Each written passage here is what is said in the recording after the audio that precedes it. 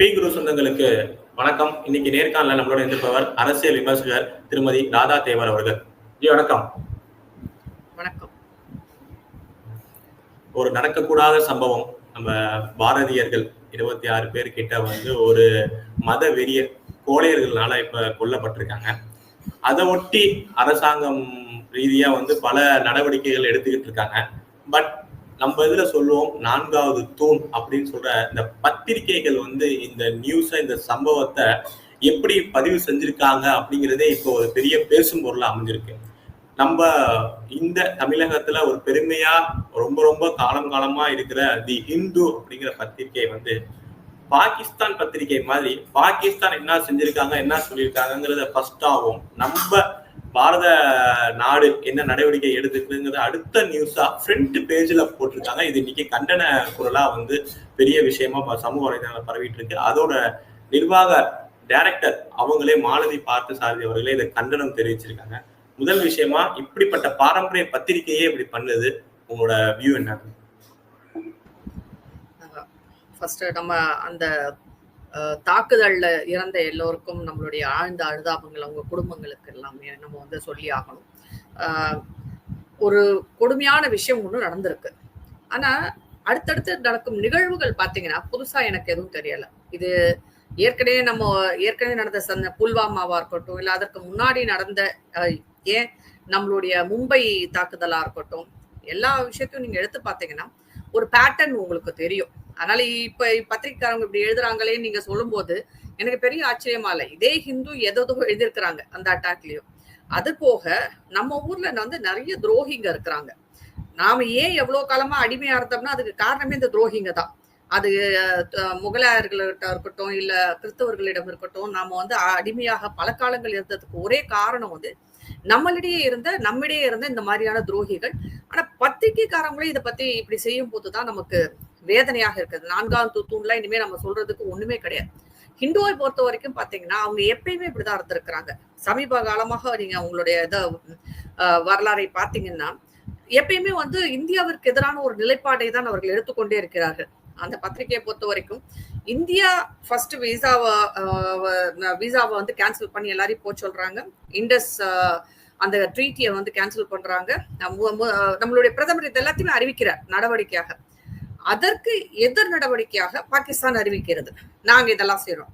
ஆனா இவர் என்ன பண்றாரு, பாகிஸ்தான் எடுத்த எதிர் நடவடிக்கையை முதல்ல போட்டு இவங்க இந்த நடவடிக்கை எல்லாம் இருக்காங்க. அவங்க நடவடிக்கை எடுத்தா என்ன எடுக்கதான் செய்வாங்க. அது இவங்க இது என்ன சொல்ல வராங்க?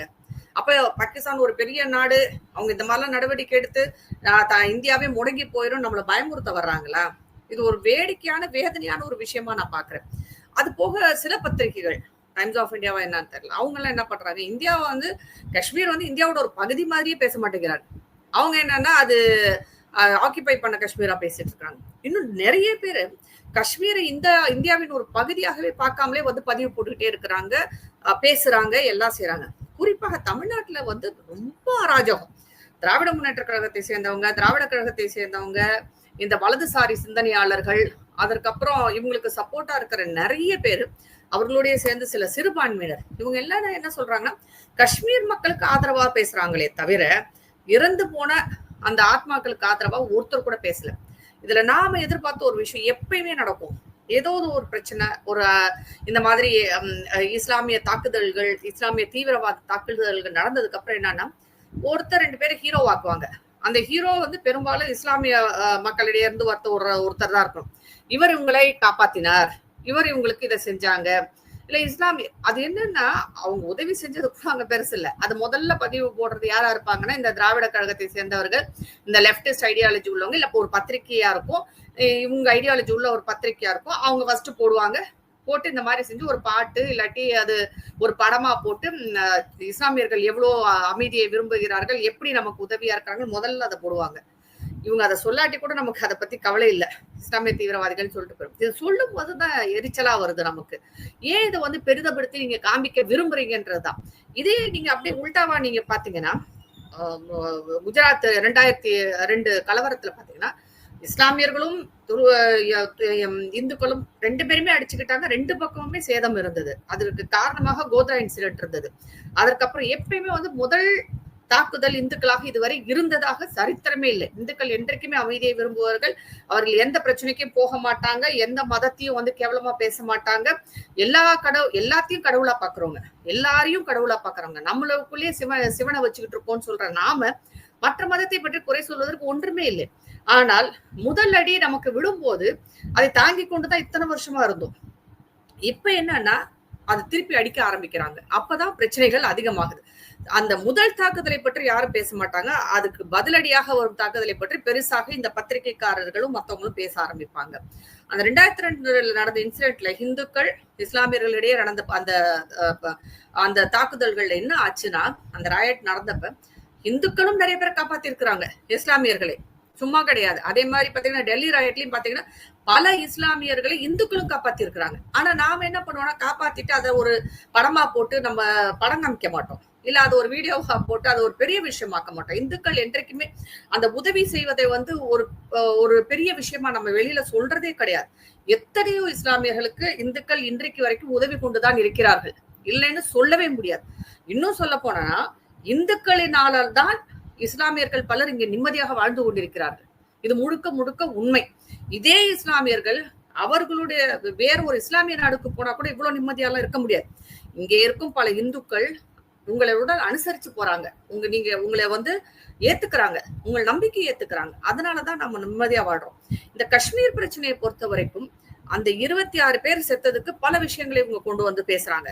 இதுல எல்லாம் வந்து ஹைலைட்டே என்னன்னா, இவங்க சுந்தரவள்ளி இந்த மாதிரியான ஆட்கள் அது செய்ததே வந்து யாரு, கவர்மெண்ட் கிரிட்டிசைஸ் பண்ணா பரவாயில்ல, பாதுகாப்பு, அதாவது நம்மளோட மிலிட்டரி போர்சஸே அவங்க வந்து ஒரு சந்தேகமாய் பேசுறது, அசிங்கமா பேசுறதுங்கிறது ஏன் எந்த நடவடிக்கையும் இங்க ஆளுகிற அரசாங்கம் எடுக்கல அப்படிங்கிற கேள்வி வருது. இதே அசாம்ல ஒரு எம்எல்ஏ, சிட்டிங் எம்எல்ஏ வந்து தவறா பேசினதுக்கு அந்த கைது நடவடிக்கை எடுக்கப்பட்டிருக்கு.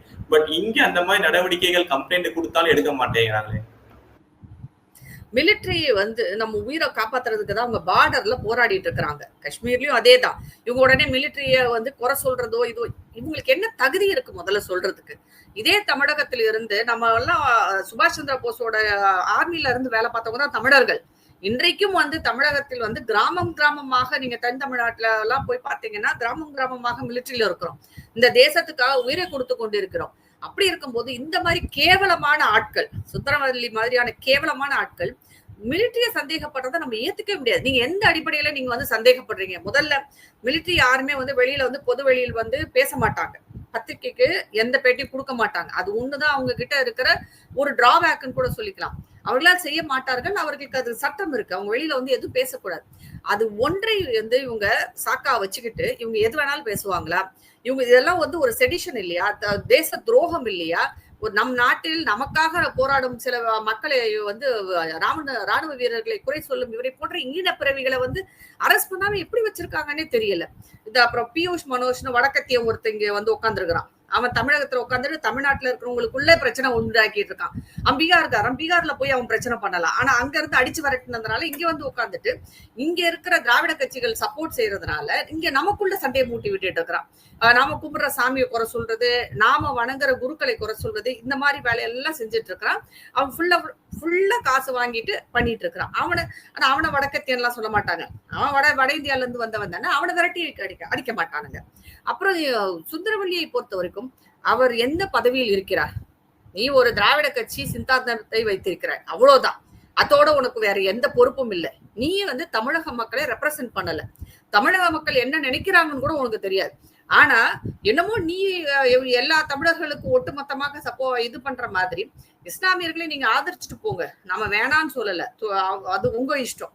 அதற்காக நம்முடைய மிலிட்டரிய, ஆர்மிய, ராணுவத்தை குறை சொல்வது ஏற்றுக்கொள்ளவே முடியாது. அதுவும் அவங்க பேசுறது ரொம்ப கொச்சையா, அசிங்கமா, ஒரு பெண்ணாக கூட இல்ல, ஒரு என்ன சொல்றது, ஒரு அரக்கி மாதிரி பேசிட்டு இருக்கிறாங்க. அப்படிதான் நான் சொல்ல முடியும். அது இம்மாதிரி பெண்களை வந்து கைது செய்தால்தான் வந்து கொஞ்சம் முன்மாதிரியா இருக்கும். திராவிட கழகமும் திராவிட முன்னேற்ற கழகம் என்ன மாதிரியான உதாரணத்தை இங்கே கொடுத்திருக்கிறார்கள்? நம்மளுடைய பெண்கள் எப்படிப்பட்டவர்கள் அல்ல. நம்மளுடைய பெண்கள் வந்து குடும்பத்தை மதிப்பவர்கள், மனிதர்களை மதிப்பவர்கள், இந்த தேசத்தை மதிப்பவர்கள், ராணுவத்தை மதிப்பவர்கள். ஆனா இந்த பொம்பளை என்ன பண்ணுது? இந்த பொம்பளை பேசுறது யாரையாவது மதிக்குதாது? ஒருத்தரையும் மதிக்கல. அது பேசுற பேச்சு வந்து ரொம்ப மோசமாக இருக்கு, கீழ்த்தரமாக இருக்கிறது. அப்படிப்பட்ட கீழ்த்தரமான பெண்களை வைத்திருக்கும் அந்த திராவிட கழகம் எப்படி நல்லவங்களா இருக்க முடியும்? அவங்க கேவலமா தானே இருக்க முடியும். அவர்களை அரெஸ்ட் பண்றதுக்கு வந்து இப்ப நாம ஏதாவது ஒரு போஸ்ட் போட்டா, இல்ல நீங்க யார் எத்தனையோ பேர் அரெஸ்ட் பண்ணாங்க இந்த அரசு. ஆனா இந்த தேசத்துக்கு எதிராக பேசிக்கொண்டு இருக்கும் இந்த மாதிரியான ஆட்களை வந்து நீங்க அரெஸ்ட் பண்ணணும்ல. அப்புறம் உங்களுக்கு என்ன மாதிரியான தேசபக்தி இருக்கு? ஏற்கனவே ஒன்றியம் சொல்லி உங்க தேசபக்தியை சிறப்பாக காமிச்சிட்டு இருக்கிறீங்க. ஆனா இந்த மாதிரி தேசத்தை பிரிவினைவாதம் உண்டாக்கும் இந்த மாதிரியான ஆட்களையும் நீங்க வைத்துக் கொண்டு பேசுவது என்பது ரொம்ப மோசமான விஷயமாகத்தான் நான் பார்க்கிறேன். இந்த விஷயத்துல திராவிட கழகத்தை சேர்ந்தவர்களும் திமுகவை சேர்ந்தவர்களும் இந்த வலதுசாரி சிந்தனையாளர்களும் பத்திரிகையாளர்களும் ரொம்ப மோசமாக கேவலமாக நடந்து கொள்வதாகத்தான் எனக்கு தெரிகிறது. ஒரு துக்கம் ஏற்பட்டு இருக்கிறது. இதுல இன்னொரு ஹைலைட் பாத்தீங்கன்னா சன் டிவி பண்ற அராஜகோ இருக்கே. அங்க சும்மா ஊர் சுத்தி பார்க்க போனவங்க எல்லாம் திரும்பிட்டு இருக்கிறாங்க.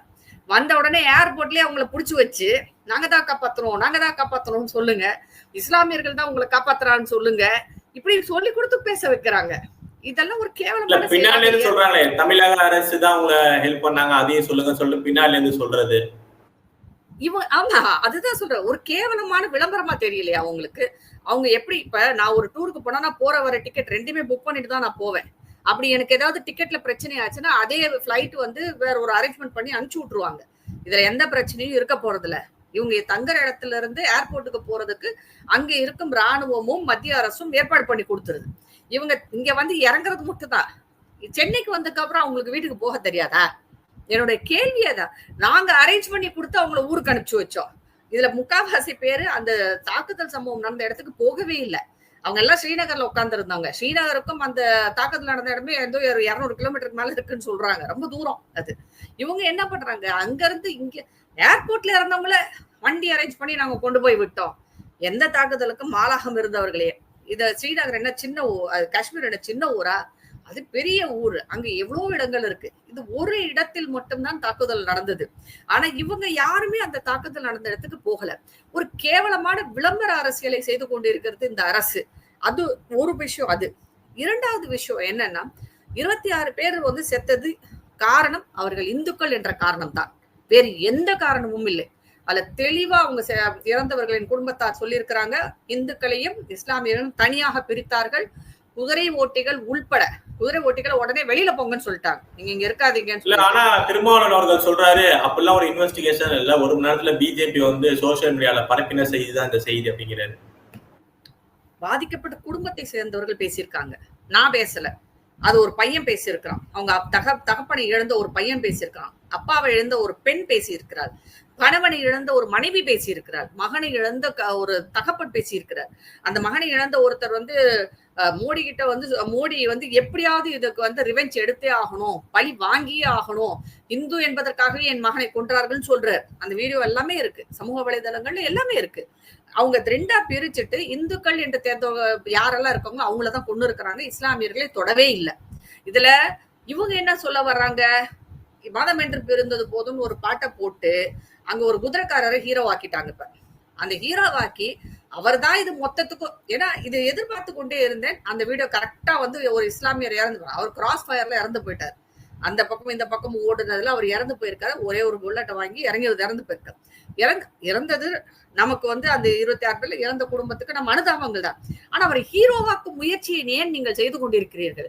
அங்க இறந்த குடும்பங்களை வர இவர்கள் செய்யும் அரசியல் எதை நோக்கி இருக்கிறது என்றால் அந்த இஸ்லாமியரை மட்டுமே குறிவைத்து இவர்கள் அரசியல் செய்து கொண்டிருக்கிறார்கள். அதற்கப்புறம் எங்கேயோ இருந்தவங்க எல்லாத்தையும் சொல்றாங்க. ஸ்ரீநகர்ல இருந்தவங்க எல்லாத்தையும் வந்து மசூதியில தங்க வச்சு சாப்பாடு போட்டாங்கன்னு சொல்லி ஒரு வீடியோ. காஷ்மீரி பண்டிட்டுகள் எத்தனை பேர் அந்த இடத்துல ஊர்ல இருந்து வெளியே வந்தாங்க.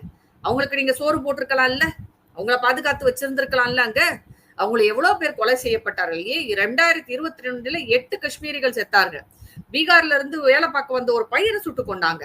ஒரு ஆசிரியர் பேங்க்ல வேலை பார்த்த ஒரு பெண்ணை சுட்டு கொண்டார்கள்.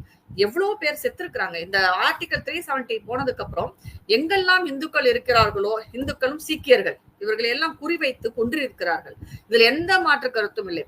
அப்ப எல்லாமே அவங்க இந்துக்களா தான் கொண்டாங்க. இன்னைக்கும் இந்துக்கள் என்று தெரிந்த பிறகுதான் கொண்டார்கள். காஷ்மீரை பொறுத்த வரைக்கும் அது இந்தியாவின் ஒரு பகுதி. இதுல எந்த மாற்று கருத்துமே இல்லை. இவங்க சில பேர் என்ன பண்ணிட்டு இருக்காங்க, முஸ்லீம்க்கு சப்போர்ட்டா பேசியிருக்காரு. ஹைலைட்டே வந்து பிரியங்கா காந்தியின் கணவர் வதேரா பேசியிருந்ததா, ராபர்ட் வதேரா பேசியிருக்காரு. அதாவது முஸ்லிம்கள் வந்து பலகீனப்பட்டுட்டாங்களாம், அவங்களுக்கு ஒரு அச்சம் உணர்வு வந்துருச்சாம், அதனால வந்து கொண்டு இருக்காங்கன்றார். என்ன மாதிரியான ஒரு ஈரத்தனமான நினைப்பு இது? அப்ப நமக்கு அச்சம் வந்தா நாம செய்யலாமா திருப்பி? அப்ப 2002 டெல்லி ரயட் நடந்தது, அப்ப இந்துக்களுக்கு எல்லாம் அச்சம் வந்துதான் வந்து திருப்பி ரிட்டாலியேட் பண்ணாங்கன்னு சொல்லலாமா? அவர்களுக்கு வந்து தங்கள் நாட்டிலேயே, ஏன் வெஸ்ட் பெங்கால்ல இருந்து எத்தனை மக்கள் வெளியேறி, கிராமத்தை விட்டு வெளியேறி சொந்த ஊர்ல அகதியா உட்கார்ந்துருந்தாங்க. அப்பெல்லாம் இவங்க வாயவே திறக்கல யாருமே. இந்துக்கள் என்ற ஒரு காரணத்துக்காகத்தான் அவர்கள் அடித்து விரட்டப்பட்டார்கள். இது எந்த ஊர்லயும் நடக்காத ஒரு அநியாயம் இங்கே மட்டும்தான் நடக்கும். இந்துக்களுக்கு காங்கிரஸோ டிஎம்கேவோ திகாவோ கம்யூனிஸ்டோ யாருமே சப்போர்ட் பண்ண மாட்டாங்க. இந்துக்களின் உயிர் இங்கே துச்சமாகத்தான் மதிக்கப்படுகிறது. அதற்கு எந்த விதமான மதிப்பும் இல்லை. கேட்டா நீங்க மதத்தை சொல்லி பிரிவினைவாதம் ஏற்படுத்துறீங்க. நாம பிரிவினைவாதம் எல்லாம் யாரும் ஏற்படுத்தல. நாம வந்து ஒரு கொலையை கொலையாக பாருங்கள், நியாயப்படுத்தாதீர்கள். அதை இவங்க செய்யறதெல்லாம் நியாயப்படுத்துறாங்க. ஒரு கொலை நடந்திருக்கிறது, அதற்கு காரணம் பாகிஸ்தான். ஒரு கும்பல் அங்க இருந்து வந்து இது RSS தான் வந்து செஞ்சிருக்கு, பிஜேபி தான் செஞ்சிருக்கு எலெக்ஷனுக்காக அப்படி செஞ்சுட்டு, அது கூட இன்னும் ஒரு படி மேல இதுல பிஜேபி நிர்வாகி தொடர்புல இருக்காருன்னு சொல்லிட்டு திமுக அண்டான் அவரே சொல்லிக்கிறாரு. திரு செந்தில் அவர்கள் சொல்றாரு. அவர் என்ன அந்த மிலிட்டரி உடையை போட்டு வந்து பிஜேபி RSS செஞ்சுச்சா? எந்த முட்டா பயலும் சொல்ல மாட்டான் இந்த விஷயத்துல. எனக்கு வேற எதுவும் சொல்ல வரல, வன்னிக்கவும். ஏன்னா அந்த செந்தில்ன்றவர் பேசுனதெல்லாம் கேட்கும் போது இவங்களெல்லாம் வந்து ஏன் உள்ள தூக்கி வைக்காம இருக்காங்கன்றதுதான் எனக்கு தோணுது. அவ்வளவு கேவலமாக, மோசமாக உங்களை நீங்க எல்லாம் சிபிஐயா இல்ல இன்டெலிஜென்ஸா இல்ல சிஐஏவா இல்ல மொசாட்டா? நீங்க எல்லாம் அப்படி இன்டெலிஜென்ஸ் ஏஜென்சியை வச்சு விசாரிச்சு இவங்க எல்லாம் செஞ்சிருக்காங்கன்னு செய்தவர்கள் தெளிவாக யாரு அவங்களே ஒத்துக்கிட்டாங்க.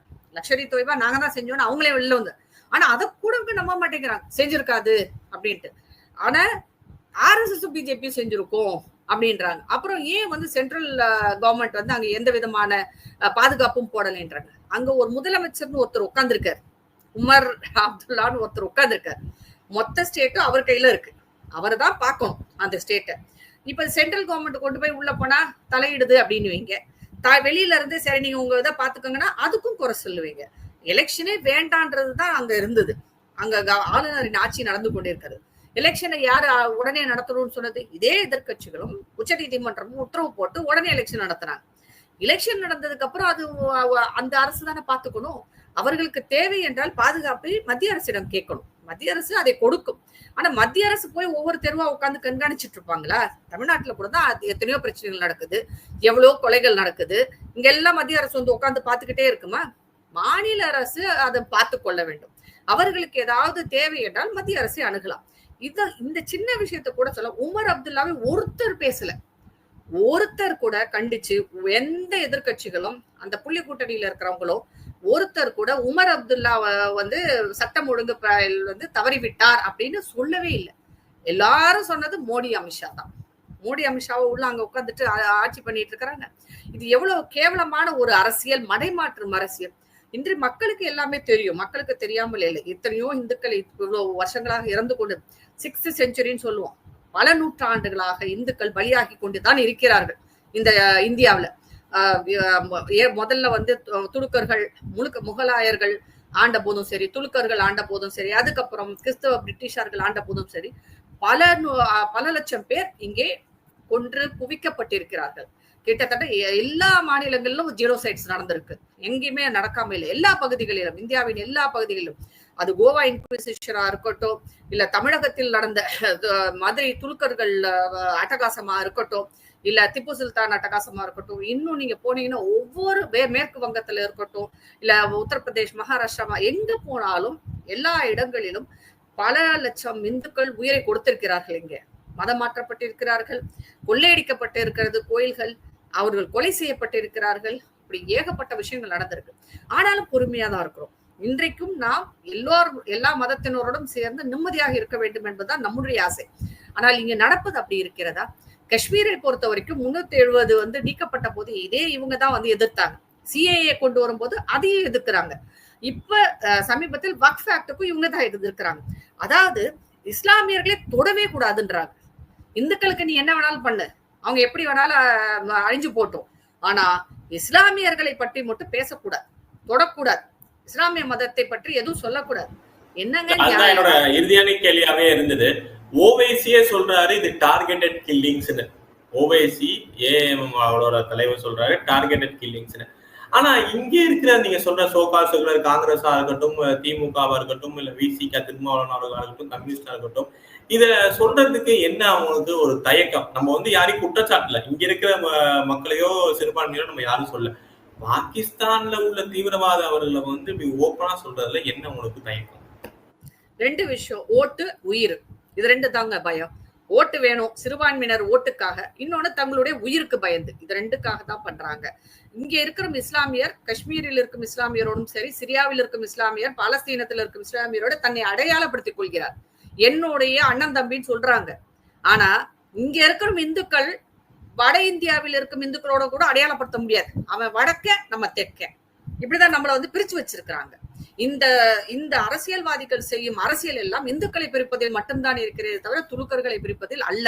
இது ரொம்ப தெளிவாக இருக்கிறது.